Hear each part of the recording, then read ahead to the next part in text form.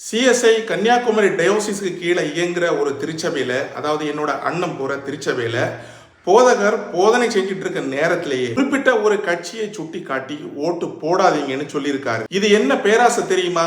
மதத்தோட பேரால அரசியலை திணிக்கிறது. ஆன்மீகம் சொல்ல வேண்டிய இடம் மேடை பிரச்சாரமா மாறி போச்சு. மதம் கடவுளுக்கானது, ஓட்டு நம்முடைய உரிமைக்கானது.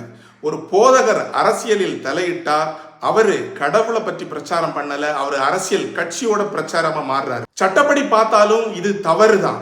மதத்தை வைத்து ஓட்டு கேட்பது தவறு அப்படின்னு எலெக்ஷன் கமிஷனே சொல்லியிருக்கு. இது ஒரு குற்றம். நம்ம ஓட்டு யாருக்காக அப்படிங்கிற முடிவு ஏதோ ஒரு போதகர் சொல்றதுனால வரக்கூடாது.